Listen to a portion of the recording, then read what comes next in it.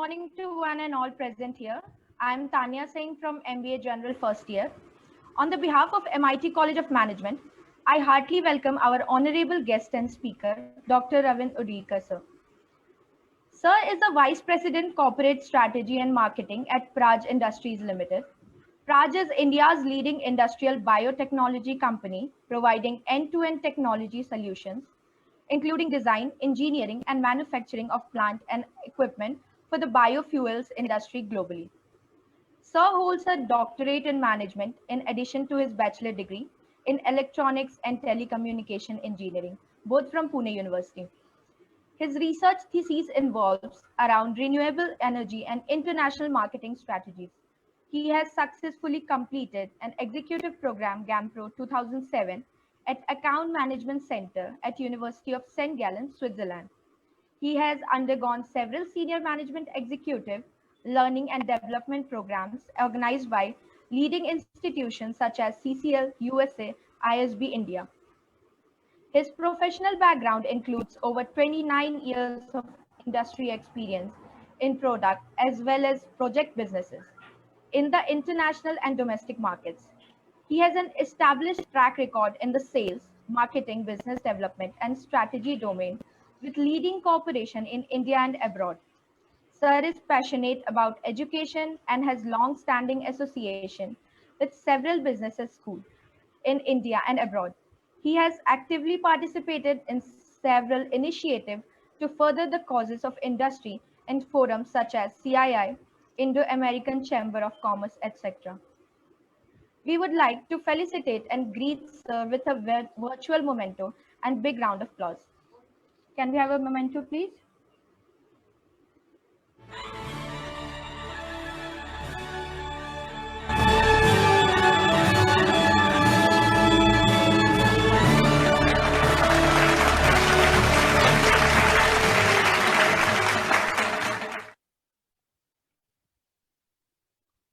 Thank you.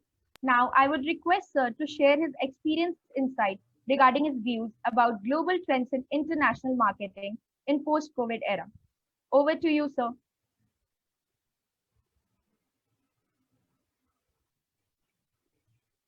Thank you and good morning. First of all, very appreciate all the generous introduction. Professor Dr. Mangesh Karad, Dr. Sunita Karad, ma'am, all the faculty members, thank you so much for having me for this national conference. It's really a matter of honor and pride for me to come back to MIT, my alma mater, every time there is an opportunity. I look forward to engaging with students, faculty members. I also appreciate the participation of, I see some 150 odd people here, and there are so many on Facebook Live around all over the country and perhaps around the world watching this program. Thank you so much for the opportunity. I just want to share my screen. Just let me know once it's visible so that we can start the presentation.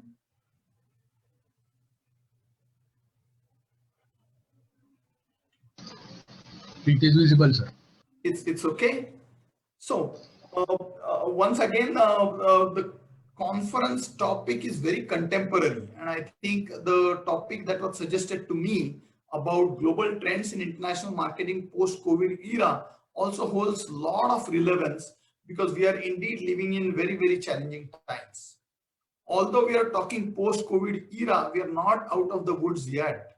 The journey is long, treacherous, but we continue to march with resolve and we continue to march forward, look ahead, stay positive, stay optimistic, and we continue to spin the wheels of business. And that's how we are seeing newer trends emerging in international marketing. And I would be more than delighted to share some of the insights that I have learned in last year and a half of difficult times during COVID, that what are the different opportunities that are presented and how we are moving forward.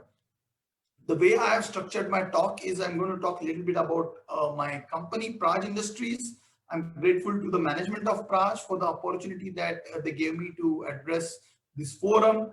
We are going to quickly look at how was the business like pre-COVID stage.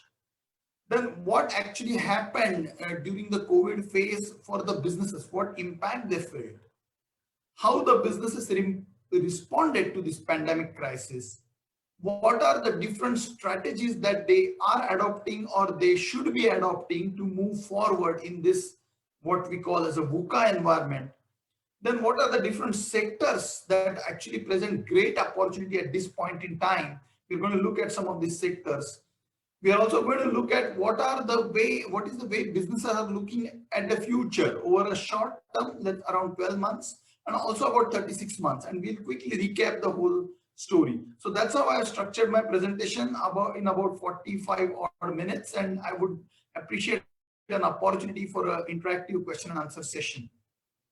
So moving forward, I represent a company called Praj Industries, India's best known company in the industrial biotechnology around the world, a global leader with a turnover in excess of about $150 million. The numbers speak for themselves, but what is important is on your left hand side, we can see the George Washington Carver Award, which is considered as the highest award in the industrial biotechnology globally, that was bestowed to our chairman, who is incidentally the first Indian and only second Asian to receive this award, which is a matter of great honor and pride for all of us at Praj.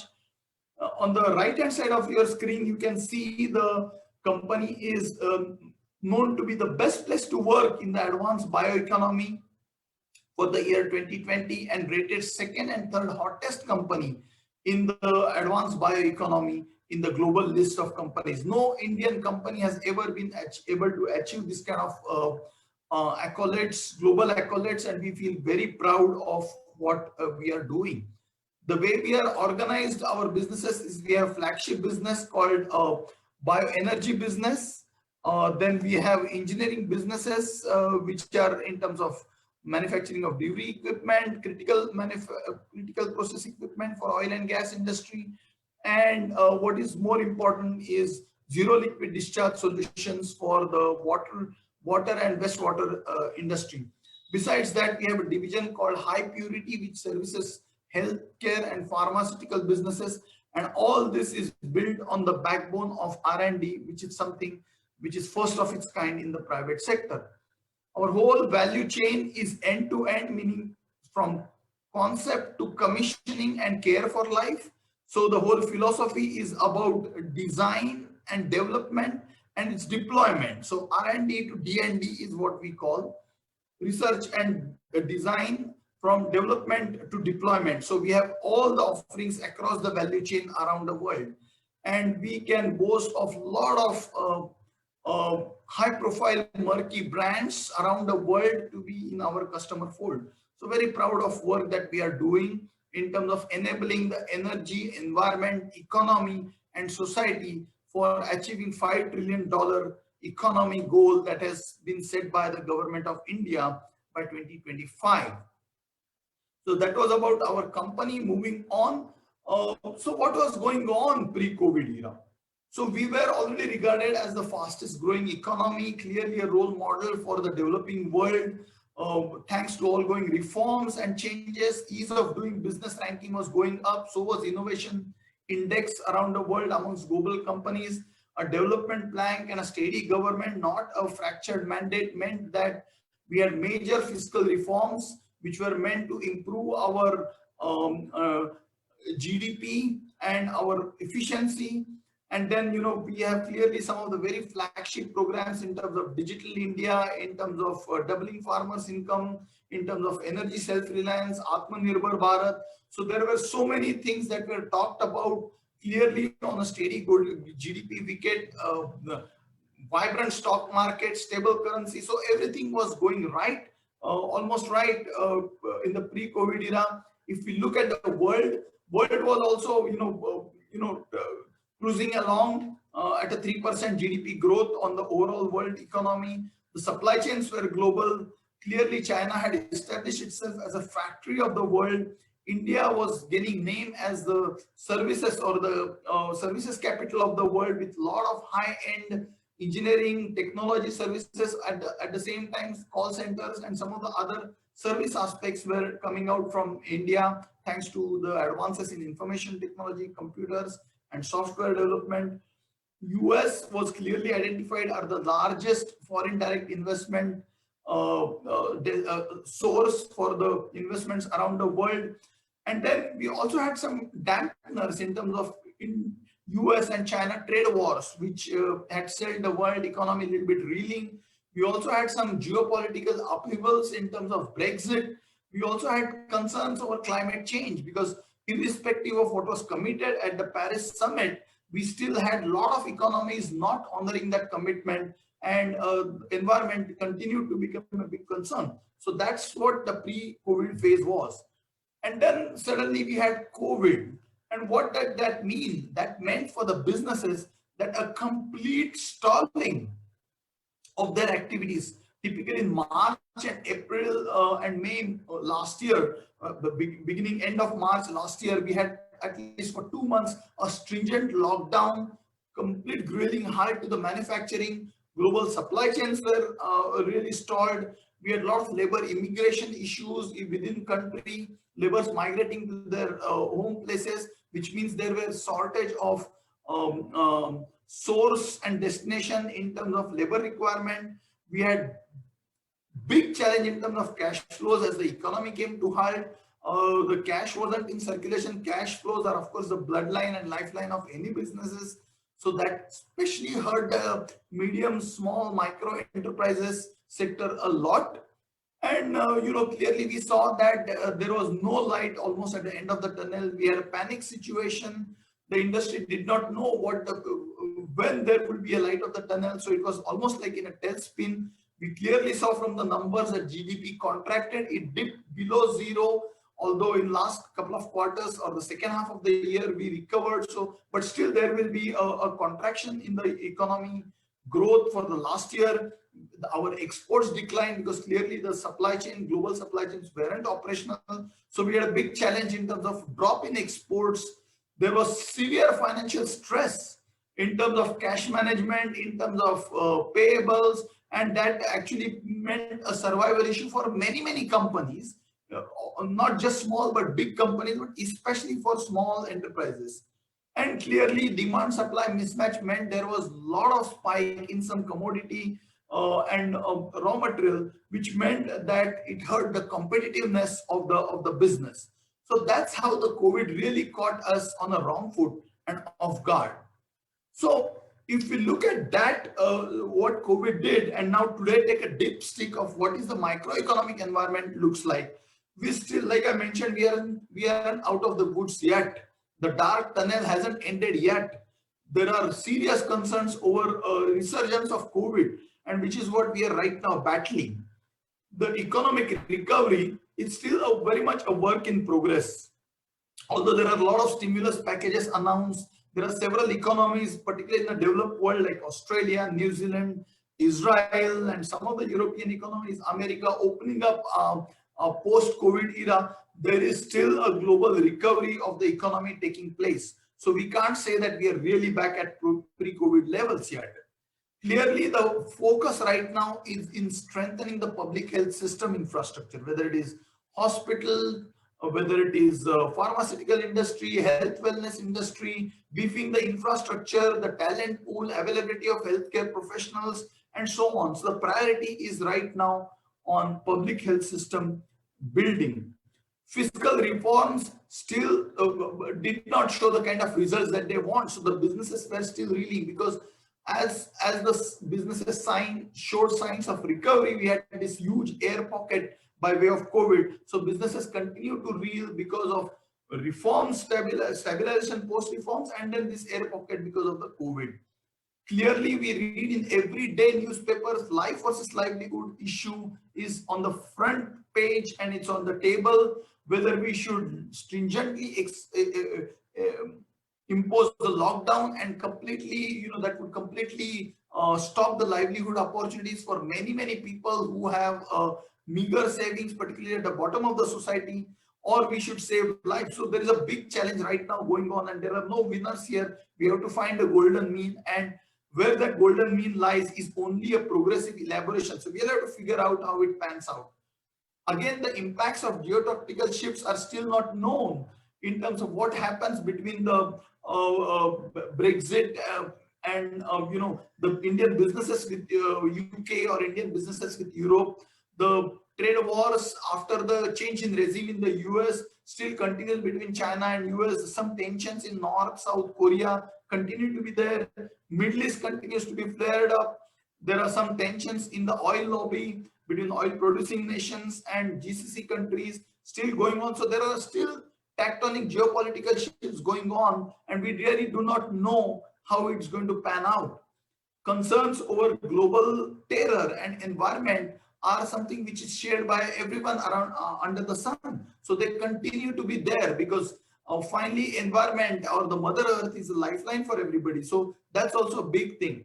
And all this has again triggered a debate about global versus local. That a tug of war has no winners really, because we are living in a really, really globalized world, and suddenly there is a big focus on deglobalization. So we'll have to figure out which way it pans out. So that's a quick snapshot of microeconomic environment. But if you get down one level and look at how the businesses are doing, the situation is also not very encouraging.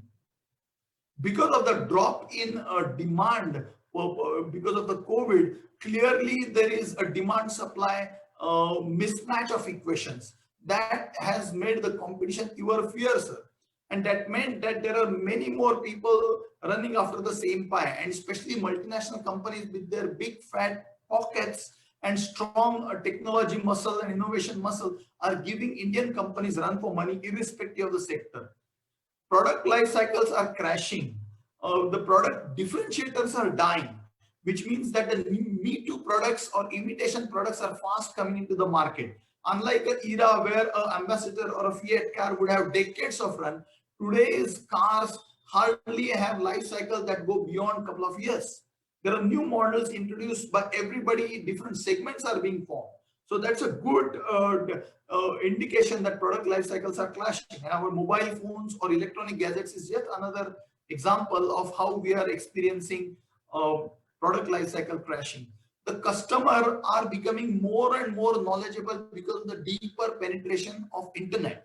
That means they have a lot of information at their disposal. They continue to demand more and more for less and less. So to deal with knowledgeable customers is not an easy ask, which is actually stressing the financial performance of the companies, because you now have to yield to the demands of a knowledgeable customer and offer him the features in same or lower price, because he's comparing on internet the different products available. Therefore, retaining customer hasn't been very easy.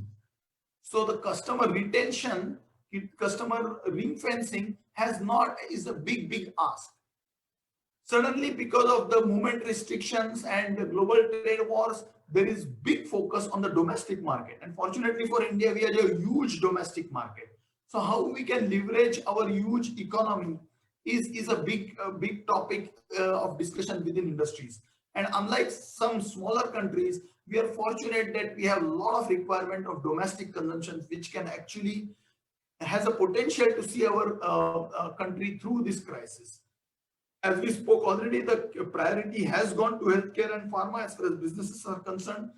People have realized that you cannot do it all, you cannot spread yourself too thin. So therefore, you have to collaborate and work within the industry partners. So there is a partnership that is gaining importance like never before. Because of the dying product differentiations and newer product getting introduced, new product development has become critical to existence of companies. So those who are able to bring out new products are able to stay in the run. Those who cannot actually simply extinct.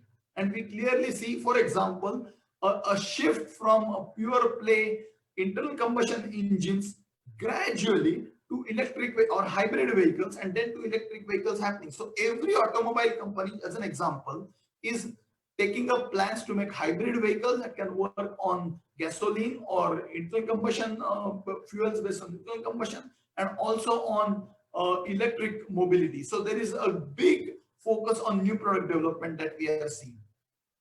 Because of all these uncertainties, the greenfield, brownfield projects are on hold.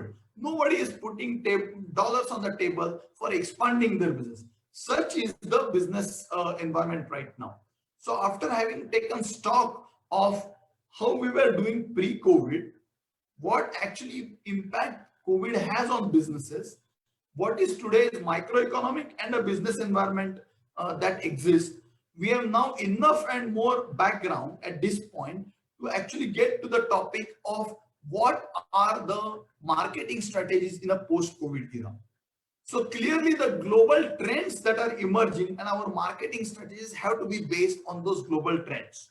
So we clearly see that companies around the world are looking to localize their supply chains for security of supply because they want to honor their customer commitments. There is a big, there is a big talk about the virus emanating from China, and therefore there are many nations which are trying to move out of China or develop alternate production locations for China. Now we clearly stated that China was seen as a factory of the global requirement, and now suddenly in a major to move out of China, there are many nations which are looking for destinations out of China. So China plus one philosophy. Plus, because of the halting of global supply chains, companies are finding out local supply chains to service their customer requirements. So deglobalization has emerged as one of the major global trends post-COVID era. Subsequently, companies are deciding to focus on their core competencies. What are they good at? Only those things that are central to business are being focused, and anything peripheral is being weeded out. Those business verticals that are giving high margins, high volumes are being focused. So sticking to the knittings is actually the phenomena that we are seeing unfold. Then what we are seeing is also there is a lot of flexibility that we are experiencing in businesses, whether it is reconfiguration of custom processes, business processes, or evolving new business models. This is the way we will do business, and if you want to do business with us, that's the way it goes. That big brotherly attitude is gone. People are finding that flexibility is a new virtue. They're bending beyond the limits to actually work around solution that to help fulfill the requirements of customers. So flexibility is another great new trend that we are seeing unfold. Similarly, as Dr. Karadman said in her opening address, everything is now riding on a backbone of internet platform or the advances in digital economy. So therefore, remote engagement, whether it is within company, that is work from home environment to run internal affairs of the company, or whether it is interactions with external stakeholders, be it customers, partners, investors, banking fraternity, society as a whole, working from home or remote engagement has become the name of the game. So that's a big business opportunity. Nobody knew, for example, Zoom video conferencing platform that we are right now working on, or Facebook Live that we are right now leveraging for this conference was rarely in as much in a play as it is now. Let's say 2 years back, 3 years back, nobody had heard of it. So I think these are the new technology platforms, digital platforms that are emerging, which are providing a lifeline for businesses to continue, notwithstanding the challenges imposed on the movement of people. The next trend which we are seeing, which is again a subset of what we spoke, is digitalization, which means great investments in IT infrastructure, automation, so that irrespective of whether people are physically able to come into office, they are still able to almost work with each other as if they are talking in person. That means high-end servers, high-end hardware, latest softwares, all that is being invested in the IT. And those companies which were actually doing so were quick to adopt to that, and they saw a small dip in the business. But the companies who did not rely on the advancements in digital technology really had trouble in selling through this time. Automation is also something which we are seeing as a big trend emerging because of the labor migration, especially some of the processes, especially in assembly line, that can be automated. There is a big focus that people availability, labor availability should not be big concern to companies. That's the direction that we are seeing many companies go. And automation is not only on the manufacturing side, but also process automation in terms of processing the papers, in terms of approvals, permits, payments, and so on and so forth.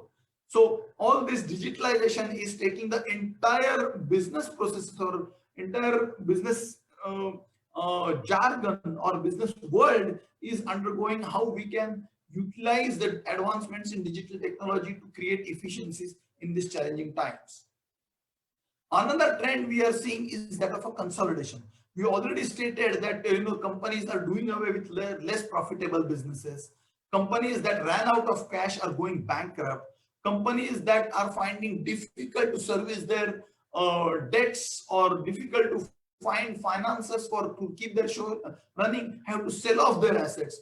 All that meant that we are seeing the rising trend of acquisitions and bankruptcy.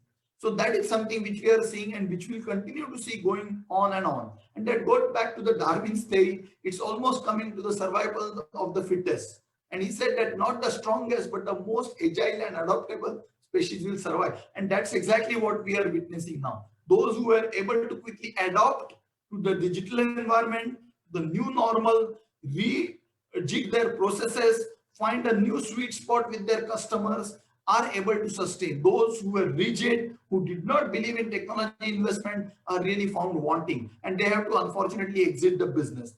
And really MSME sector, which is the backbone for any country's economy, is actually suffering because of this aspect. And then another trend we are seeing is the price volatility. A dollar that had once crossed $150 a barrel in the COVID times had gone negative, which means to do the oil refining companies will have to pay. So that's unprecedented situation. Such is the volatility on the commodities, and all that meant that we had a terrible mismatch in demand and supply. So we did not have a steady pricing platform. So the companies that could quickly arrange their pricing to the demand supply situation actually survived. And there are numerous pricing models available. But what is important is you must come to terms with price volatility, which is again a big trend that we are seeing emerging in the global environment. So these are the 6-7 trends which we experienced. We figured out a way to go around it. And the next session, the next slide, will talk about the strategies. But it is important to note that the longer the crisis stays, the higher impact will be of those trends. And many people are already saying this is the way the world is going to be like. So this is a new normal, is what everybody is calling. So this is how things are panning out in terms of global trends. So now we are ready to discuss marketing strategies. And marketing, the whole strategies are actually is something that work in tandem. So these are the 4 strategies, like a jigsaw puzzle, work with one another. And these are customer strategies, which means acquiring, retaining, and growing customers by leveraging unique capabilities. This strategy was there in the past, all the more important now because the customer base is shrinking. The next strategy is actually the marketing strategies, which means you need to choose high growth, high profitable markets and align your offerings to those markets. In the good old times, companies could think of geographical expansion, market expansion, customer expansion. Now today, because of the data analytics, they have opportunity to actually do segmentation and figure out which are high growth markets, which are more profitable markets. So today's strategy is to focus on those markets and only with those products that are required in the market. You do away with other markets, other product offerings. So that marketing strategy is also gaining importance like never in the past. Then there is a business model strategy. In the good old times, there was a thinking once upon a time, I will do everything so that I have no external influence on my growth. Those Porter's 5 forces model, we see that how customers, how suppliers, how competitors influence your business. So there was a time when companies believed in doing everything end to end so that they are responsible for their growth and nobody comes in a way to slow down their growth.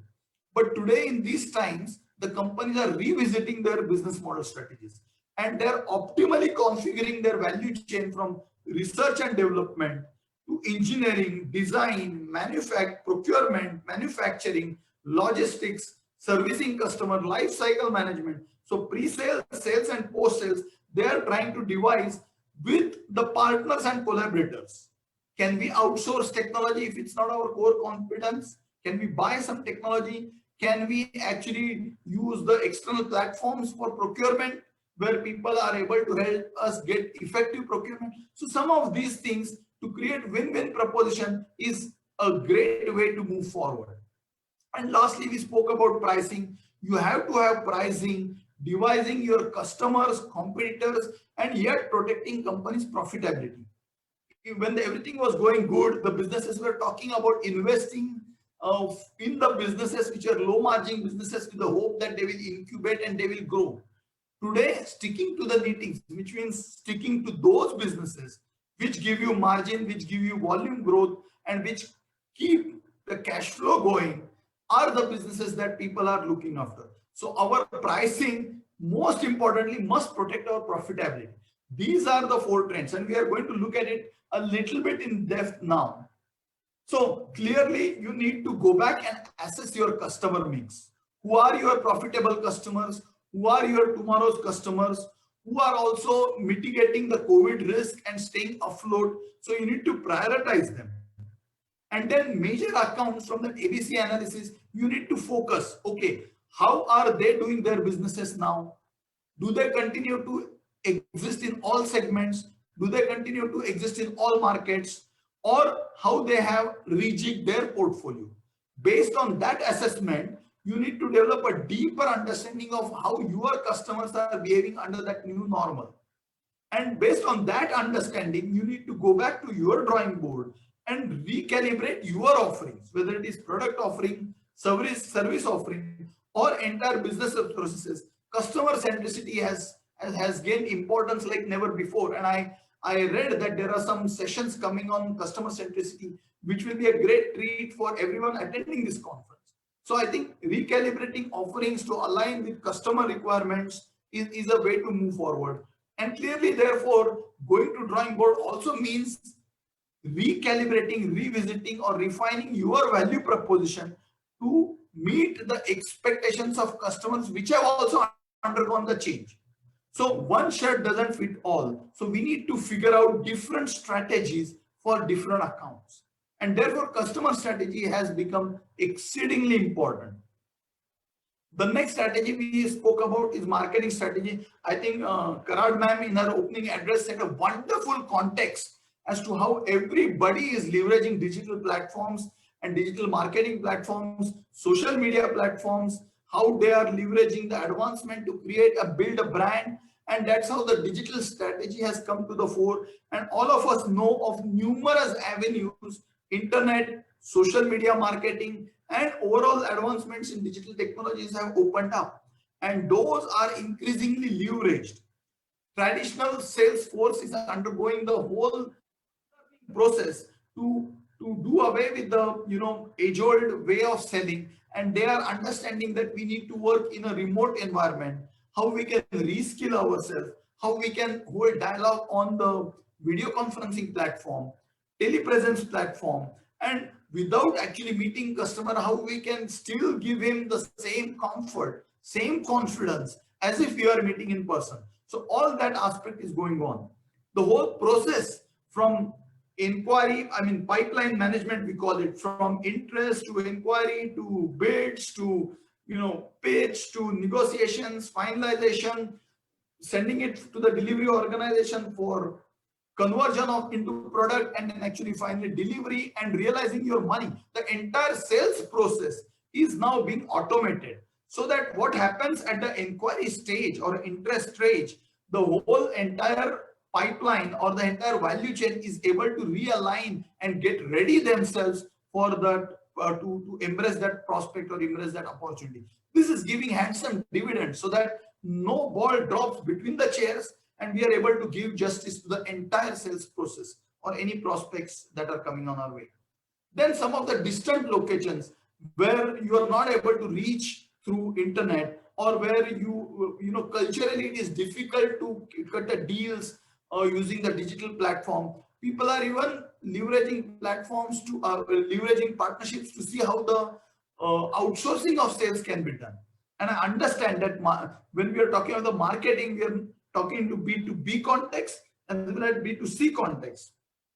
We are also talking about rural marketing. We are also talking about urban marketing. We are talking about domestic. We are talking about international. So while something is true for somebody, something doesn't hold good for another. So like I said, no one shirt will fit all. So outsourcing sales may not be suitable to high-end tech company, but outsourcing sales for a commodity or for a product that needs no explanation, no big sales push tech presentations can be outsourced. So some of these strategies are adopted by companies.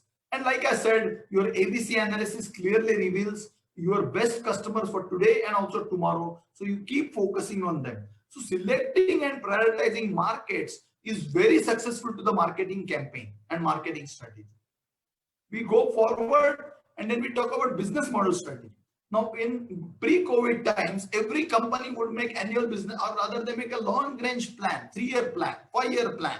Then they will make a business plan. They will say that, okay, this is 1-year plan, this is 2-year plan, this is 5-year plan. So short, medium and long term. Now, because of the uncertainties involved, because of the constantly unfolding of new situation, the business planning has gone down to almost not even half yearly, quarterly, monthly, but even on a weekly basis.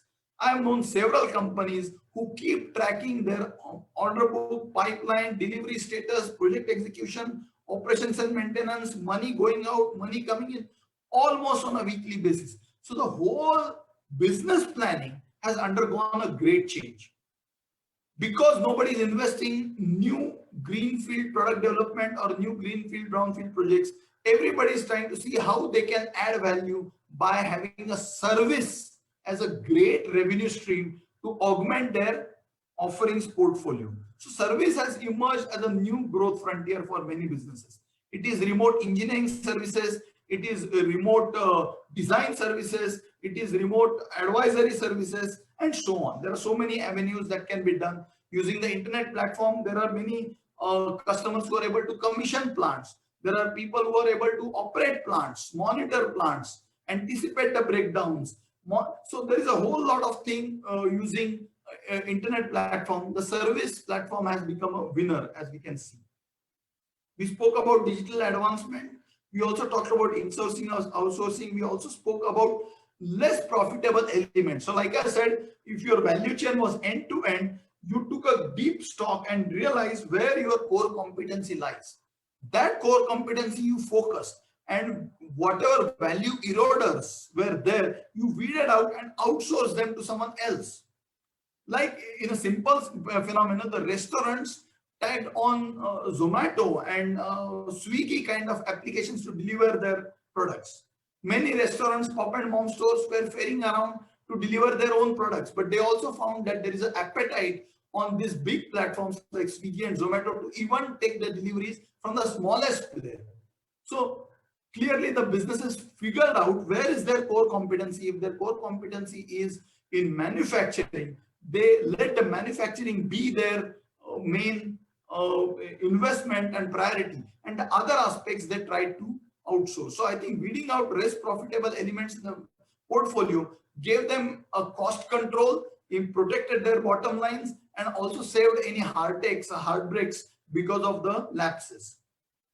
So therefore, piloting and rolling out new business models became a great business strategy to move forward.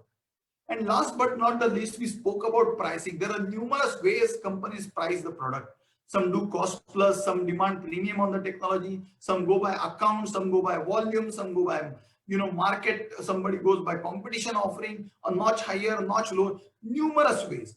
But what has happened in today's environment, it is purely dependent on how the demand supply equation is panning out. So you cannot have a printed price list and this is how we will operate.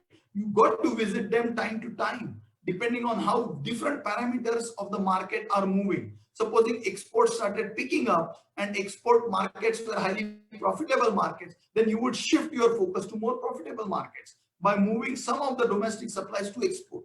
So therefore, the pricing flexibility meant a world of lot in times like this. Standard operating procedures for pricing and discounting is a way to figure out that.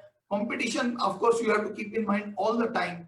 So you got to figure out which are the products which should fetch you premium, which are the products which will give you bread and butter, which are the products at the early curve of product life cycle, which are plateauing, which are on decline. So our pricing strategies for our basket of offerings depended on product life cycle and purely the pulse of the market. So pricing is all about where customer sees value, because customers also focused on very essential, not good to have or not great to have products or service. So therefore, wherever customer was perceiving value, that's where the product pricing has to get focused. That's the game of the pricing. So clearly there are some sectors which are in high demand. So we talked about global trends, we talked about various strategies, but where to apply this, I thought some of the students or some of the attendees may be representing some of these sectors. So we thought we'll take a quick pick on some of the sectors which are doing well. IT software we spoke already, environment, pharmacy or healthcare as a whole, and finance and e-commerce. And we'll quickly look at one in each. So clearly, because the limitations of existing public health system were exposed, there is a lot of focus going on building the infrastructure, whether it is ventilator supplies, whether it is oxygen supply chain management, whether it is health hygiene, and so on. So hospitals, pharma, health wellness industry in terms of augmenting vaccine capacity, injection making capacity, or drug manufacturing capacity is being given a lot of focus. So if we look at the global trends, if we apply these marketing strategies in these sectors, they present a great opportunity. If we keep moving forward, what we saw during the COVID period is clean air, blue skies, blue rivers, and an environment that everybody loved. And there is a great realization that is coming in that this pollution is actually a silent killer. There are statistics that are available that the air pollution health hazard is one of the largest killers, whether it is traffic-induced pollution, whether it is industry-induced pollution, or simply pollution because of the mismanagement, whether it is municipal waste management or whatever. So clearly the government said that the best way to move forward is to see how we can continue with it.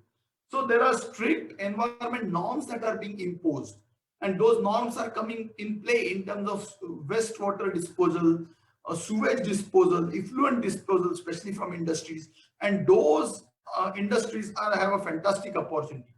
Same way, India has committed in the Paris Summit a carbon reduction target. So greenhouse gas emission reduction is a way of life, and India has reiterated its commitment in terms of nationally determined contributions.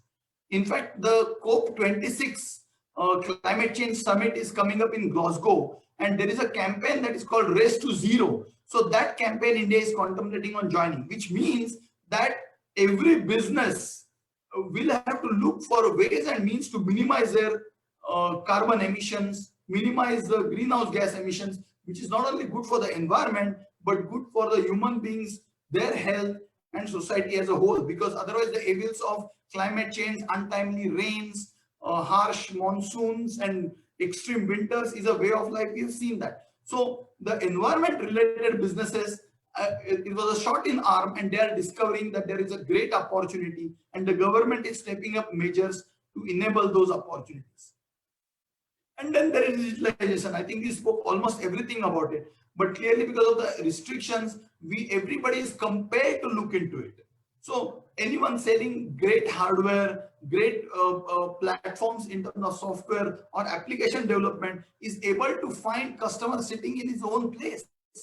So internet has actually made this world in a molten pot, they say. It's a great inclusive story that people in the remotest part of India are able to sell their handmade products on the internet to international or global customers. So all of this digitalization presents a great opportunity. One who is not embracing it wholeheartedly is definitely a loser. And there is a lot of discussion about ROI as to how and when will this pay in terms of dividends, whether it is top line growth or bottom line growth, is a equation many people are contemplating, and they're wrong footed because those who embrace really move forward. So I think there is no looking back. Digitalization has presented a great opportunity, irrespective of industry, irrespective of segment that you operate in. Every company is taking to heart the digitalization route, and they are finding new customers. They are able to deliver superior experience to their customer because they are able to leverage this. Then finally, finance and commerce, because to overcome this COVID crisis, the governments all over the world rolled out several relief packages, survival packages, incentives. But to reach the proliferation of fiscal benefits, the last element in the value chain calls for a great resilient banking and financial services industry. So anything that is offered to a common man from by the government, there is a way that it needs to trickle down. MSMEs, they need to figure out where they can avail the benefits of the relief packages. Companies need to figure out how they can take advantage of the duty relief structures or taxation relief. So they need to figure out which are the banking and commercial institutions or finance and commercial institutions with whom they can work. So there is a great opportunity in this sector, and clearly with the not V shape, but there is an economic recovery coming along. A lot of money is in play, cash flows are getting regularized. So the finance and commerce industry will continue to be backbone or continue to be providing tailwinds for the economic recovery. So these are the sectors where they are able to catch the global trends, and if we apply those marketing strategies, we will be able to make value out of it. Last two slides I have, I think I'm just running out of time, but I just wanted to give you how businesses are therefore thinking. The business are sitting on cash. They realize cash is king. Given the last year's experience, everybody is tightening their purse strings. So therefore, they are conserving cash. They are cutting down all discretionary spends. Budgets in terms of advertising promotions have been slashed like anything. So therefore, spending has gone down. Collaboration and partnerships across the value chain is something that they are working on. Digital marketing, we spoke. They figured out which are the weak links in the supply chain, and they tried to de-risk it with localizing supply chain or working with partners to fulfill the customer expectation.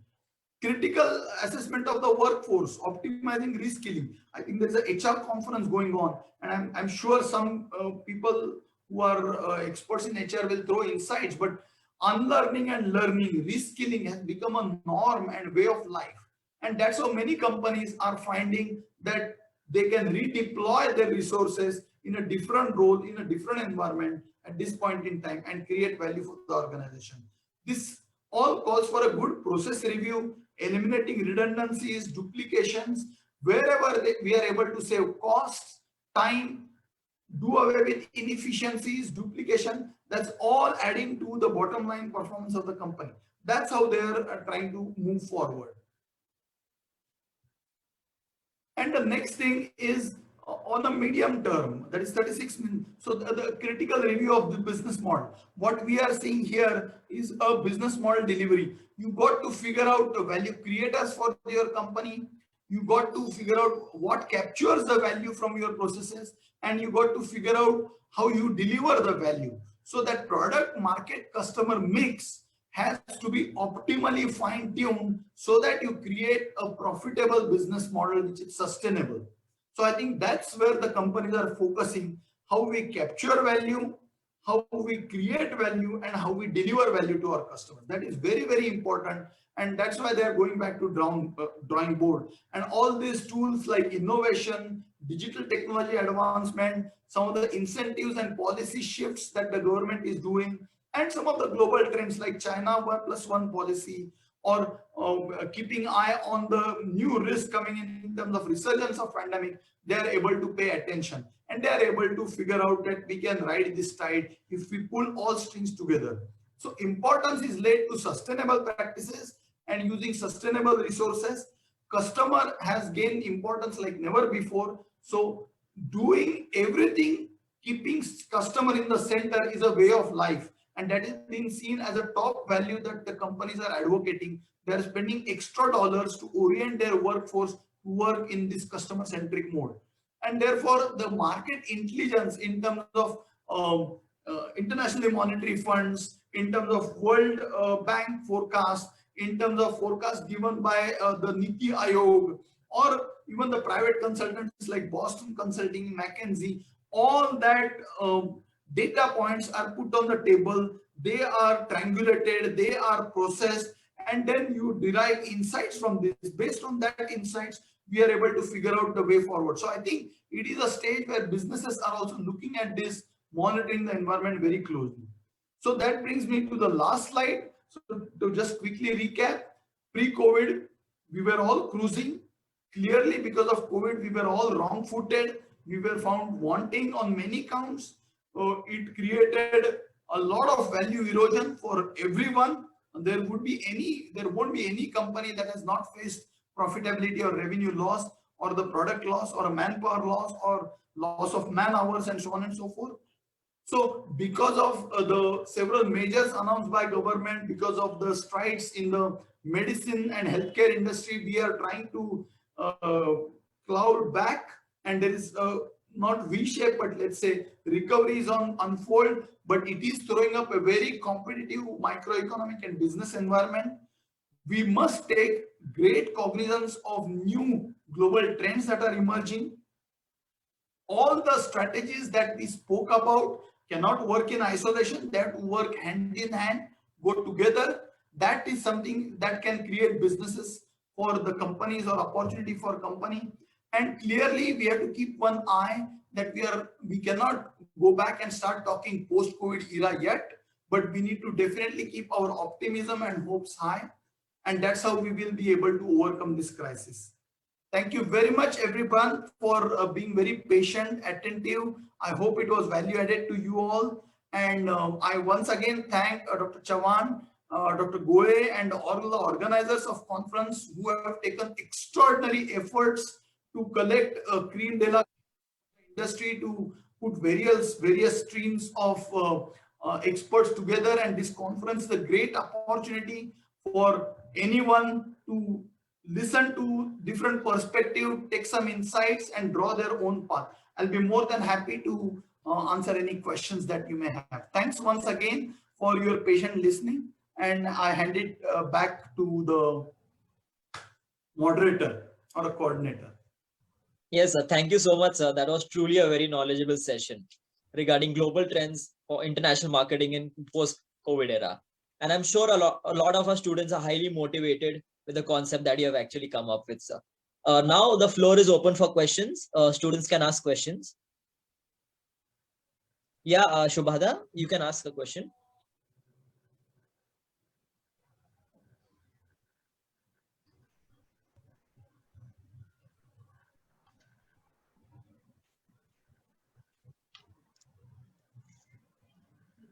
She may have to unmute herself. Yeah, Shubhada, you'll have to unmute yourself, Shubhada. Yes, ma'am. Good morning, sir. Morning. Sir, taking in consideration this pandemic, what will be the basic or the major marketing strategies which will help to attract the international customers? I think that's what we discussed the last 45 minutes. We are saying that you need to have deep insights from the market intelligence coming in from various sources to figure out which are high profitable markets. So you focus on those markets. In those markets, you focus on the customers who are able to figure out ways to overcome this crisis and keep themselves afloat. Budget, those who are able to spare budgets for furthering their profitability, furthering their expansion plans. So you got to figure out your market data mining, market intelligence, and data analytics to figure out high growth markets, profitable customers, their priority requirements, and on those priority requirements, you will have to dovetail your strategies as to what my customer wants. So being customer centric is an important strategy, but which customer to focus on is even more important. And that's how I said in my address that all these 4 strategies that I spoke of work in tandem. You cannot have great customer but poor pricing. You cannot have great customer, great pricing, but a poor business model which will fail you in delivery. And finally, you cannot have a marketing strategy that leaves a open gate for your competition to, erode or decredit your marketing campaign. So you have to work with all those 4 elements together. Let the data analytics, data mining, and insights from data drive your strategies. Thank you so much, sir. Thank you, Sahib. I'll just take one question. I think Yes, we need to kind of thank Dr. Ravindra for such a wonderful, such a lucid presentation. Sir, I teach strategic management, to the international business students, and I personally feel that if they can attend this session, they will understand the dynamics in the post-COVID era. I just had one question, and I'd like to just probably, kind of give the perspective of, this might help even the students, who are attending. That's because of this, because you said that, there are things which are the new normal now, right? So some sectors would have benefited and some sectors would have been adversely affected globally. So my question to you would be if you can throw some light based on your experience and understanding, that which sectors you think will be sort of benefiting, will be the new emerging sectors, so to say, and some of the sectors which will be hit very badly globally. So this is the question I'd like if you could take it up. So you clearly see agriculture has emerged as a silver lining. Just as banking and finance, healthcare, we spoke about whole infra. So agriculture and agri-processing, because they continued midst of severe lockdown, uninterrupted supply of fruit, vegetables, grocery, and all other items. So come sun, come rain, come difficulty, agricultural sector is a savior. Now, how do you create, go beyond just agriculture sector and have an agri-processing industry to take away some of the risks involved in agriculture? So agriculture and agri-processing is a great industry to move forward. We all know that the next World War is getting fought on the water. And in fact, we all read on the internet that Cape Town was officially declared as one town or one city where the water tables have dried and there is no water. So clearly, if we have a business model to figure out, reduce, recycle, reuse water, whether it is fluent, whether it is sewage, I think that's a great business model also. Clearly, e-commerce platforms have gained importance like never before, because all financial transactions are going to digital wallet, and banks are also adopting. So I think the e-commerce industry is also experiencing a fantastic opportunity there. Right.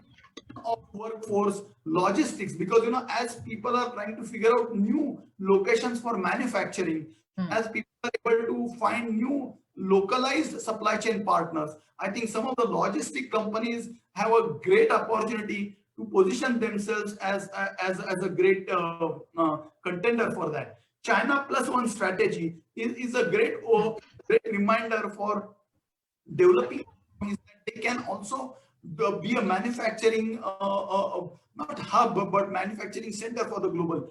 Japan has actively put on record that they are incentivizing companies who want to move out of China. So some of these global opportunities coming in, we need to capitalize.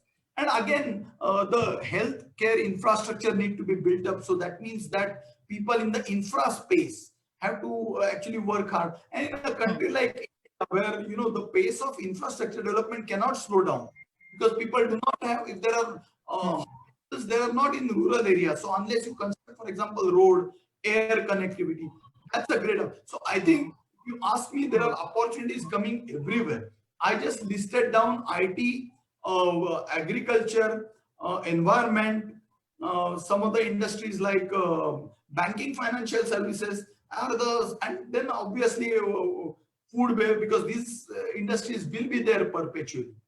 What is suffering is ICE. I mean, again, they are trying to go over the top platform, but film industry, entertainment industry, fashion industry, high-end restaurants, food chains, some of the retail customers, outlets, they are suffering big time because of the impositions on people movement, and they are also suffering because of the competitiveness of the digital cousin. So I think there are many industries that can do well. We need to strategize.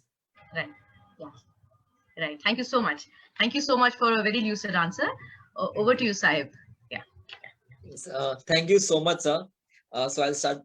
It gives me immense pleasure to deliver the vote of thanks to Mr. Ravindra Utgikar, sir, on behalf of MIT ADT College of Management. Thank you, sir, for giving us your valuable time and sharing your insights on the current global trends in international marketing post-COVID era. This session has truly been a value addition for all of us, and especially in the current scenario of pandemic, is going to be a very helpful for all of our students. And I'm sure all our students have got wonderful insights from your end, sir. After this session, most of our BBA and most of our MBA students would love to opt for international marketing. And I'm sure this pandemic would not affect their zeal to achieve their goals, sir. Right. Thank you so much, sir. And especially, Thank you. so you have thrown a lot of light upon microeconomics, business environment strategies, and especially, sir, in today's era, digitalization has been one of the most important concepts. So thank you so much for briefing us upon that, sir. It was really a great session from your end.